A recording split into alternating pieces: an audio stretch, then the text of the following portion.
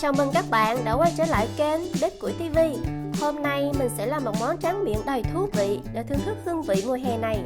Đó chính là món bingsu dưa hấu, vừa tươi mát vừa dễ làm ngay tại nhà.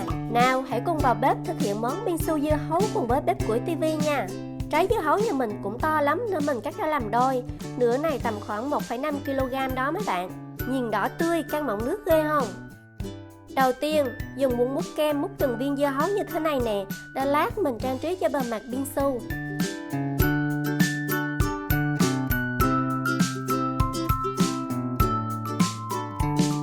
Rồi sau đó mình cắt cái lớp dưa hấu đã múc này đi, để lát mình xay lấy nước nha.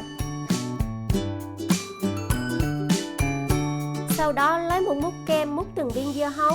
Xong rồi mình sẽ đậy kín cho vào ngăn mát tủ lạnh. Tiếp đến mình sẽ xay dưa hấu để lấy nước. Nhớ là lấy hết hạt ra nha mấy bạn.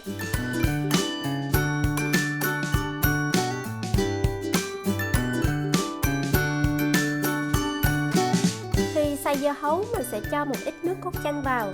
Có như vậy sẽ làm cho nước dưa hấu có vị chua ngọt thanh hơn nha. Dưa hấu là một loại trái cây rất quen thuộc đối với chúng ta. Đúng với cái tiêu chí là vừa ngon, bổ, rẻ, rất thích hợp để xua tan cái nắng đỉnh điểm của mùa hè này.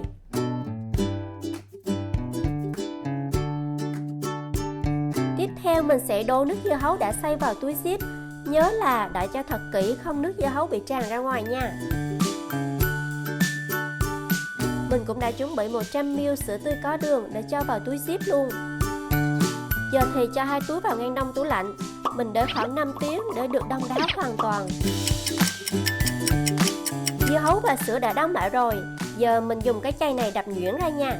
Trước giờ mình cứ nghĩ làm bingsu phải có máy đá bào, nhưng mình đã học được cách này ở trên mạng. Vừa nhanh, gọn mà nhà ai cũng có thể làm được. Bây giờ bắt đầu mình sẽ trang trí bingsu nha. Mình đã tận dụng vỏ dưa để làm cái ly. Trang trí trông sẽ bắt mắt và đẹp hơn. Các bạn nhìn nè, đá bào nhuyễn không khác gì dùng máy luôn.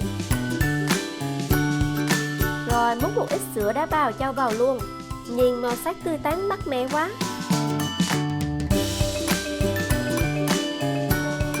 Đặt từng viên dưa hấu vào. Mình thích nhất đoạn này, nhìn cứ đã con mắt làm sao ấy.